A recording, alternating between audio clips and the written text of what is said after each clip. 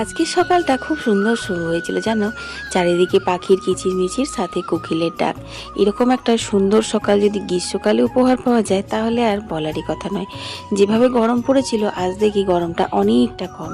আকাশে মেঘ জমেছে, কত রকমের পাখি ডাকছে, কোকিল ডাকছে, তোমরা তো শুনতেই পাচ্ছ। যাই হোক, সকাল সকাল ঘরের বাসি কাজগুলো সেরে নিয়েছি। স্নান করে পুজো দিতে যাব, অমনি দেখি কারেন্ট চলে গেছে। পাম্প চললো না, তো আসলাম হচ্ছে কুয়োতে জল তুলতে। আর যে বালতিটাতে আমরা জল তুলি, দড়িতে বালতিতে আমাদের কুয়োতে বাঁধা থাকে, সেইটাতে আবার পুজোর জল তোলা হয় না। কারণ ওই যে ওটা থেকে মানে জল তুলে বাসন কুসন এঁঠো ধোয়া হয়, মুখ টুক ধুই, 12 মাস ইউজ করি, সেই জন্য। ঠাকুরের জিনিসপত্র সব কিছু একটু আলাদাভাবে নিষ্ঠাভাবে করতেই মনে শান্তি পাওয়া যায় একটা আলাদাই। যাই হোক, কুয়ো থেকে জল তুলে নিয়ে আমি কিন্তু এখন নিত্য পুজোটা সেরে নিচ্ছি, আবার বেরোতে হবে। আজকে মেজো ননদের বাড়িতে খাওয়া দাওয়া রয়েছে। সকালে একটা কাণ্ড ঘটিয়েছি, ছাদে বিছানা করে শুয়েছিলাম। বিছানা তোলার আগে পাম্প চালিয়ে দিয়েছি, ওভারফ্লো হয়ে সব বিছানা ভিজে গেছে। সেগুলো রোদে দিয়েছিলাম, উল্টে পাল্টে নিয়েছি। তারপর রেডি হয়ে চলে এসেছি মেজো ননদের বাড়ি।